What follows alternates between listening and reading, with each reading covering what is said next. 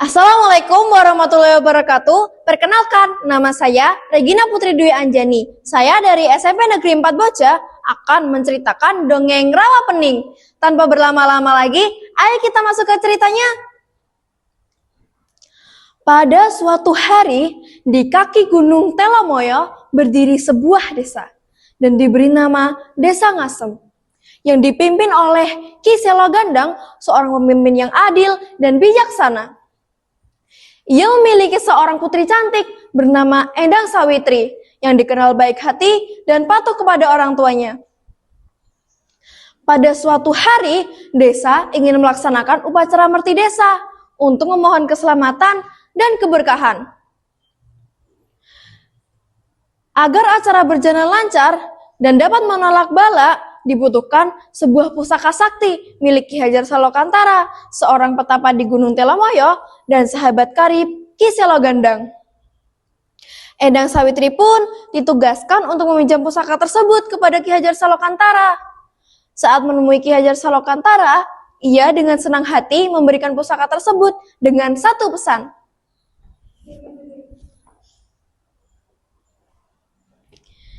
Jangan pernah meletakkan pusaka ini di pangkuanmu. Setelah itu, Endang Sawitri menerima dengan senang hati. Iya, pasti akan saya jaga dengan baik. Akhirnya Endang Sawitri pun memutuskan untuk cepat pulang. Namun, pada perjalanan, Endang Sawitri merasa sangat lelah dan ingin beristirahat. Dan tanpa sengaja meletakkan pusakanya di pangkuannya.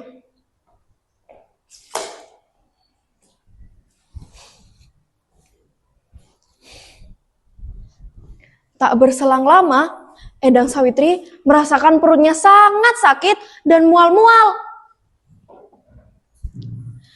Ternyata saat diperiksa, Endang Sawitri hamil, padahal belum pernah menikah sama sekali. Ki Selo Gandang pun menemui Ki Hajar Salokantara untuk meminta solusi. Dengan berat hati, Ki Hajar Salokantara memutuskan untuk menikahi Endang Sawitri. Setelah menikah pun, Ki Hajar Salokantara memutuskan untuk kembali bertapa untuk memperdalam ilmu dan kesaktiannya. Waktu terus berjalan hingga saatnya Endang Sawitri untuk melahirkan. Semua orang berharap anak yang dilahirkan adalah anak yang sehat dan normal. Namun, anak yang dilahirkan Endang Sawitri berwujud seekor naga yang besar. Walaupun Endang Sawitri terkejut, ia tetap menyayangi dan mencintai anaknya dan memberinya nama Baru Klinting, sesuai dengan nama pusaka yang menjadi penyebab kelahirannya.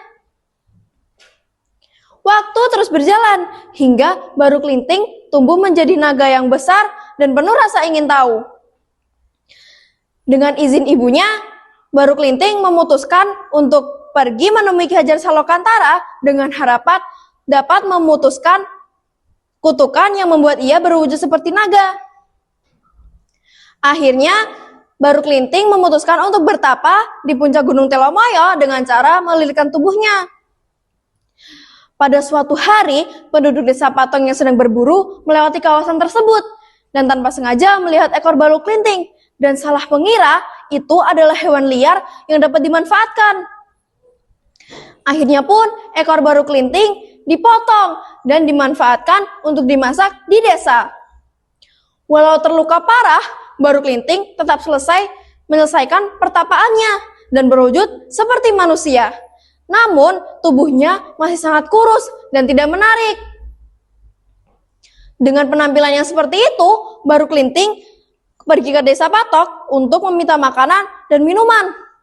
Namun, penduduk desa Patok yang sangat sombong dan angkuh tidak ingin memberinya makan dan minum karena melihat penampilannya yang sangat tidak menarik. Hanya seorang janda miskin bernama Nyai Latung yang mau memberinya makanan dan minuman tanpa memandang penampilannya. Akhirnya pun Baru Klinting makan dan minum dan sangat berterima kasih kepada Nyai Latung dan memperingatkan bahwa akan ada bencana besar dan segera menyiapkan lesung padi. Akhirnya pun Baru Klinting pergi ke desa Patok untuk memberinya pelajaran para penduduk yang sombong dan angkuh. Akhirnya, ia pergi ke tengah desa dan menancapkan satu lidi.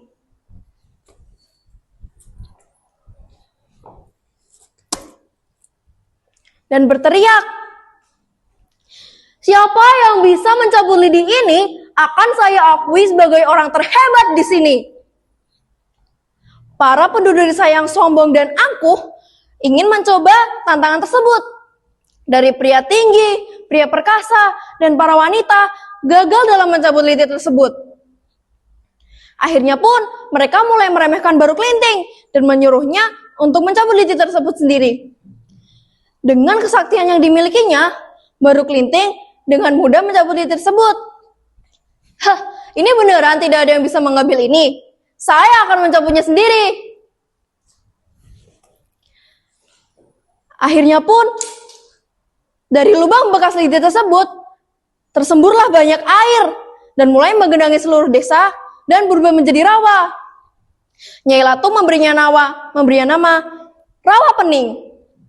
Di sisi lain, Ki Hajar sadar bahwa Baru Kelinting adalah anak dari jelmaan pusaka yang dimilikinya. Demikian cerita dari saya. Terima kasih. Assalamualaikum warahmatullahi wabarakatuh.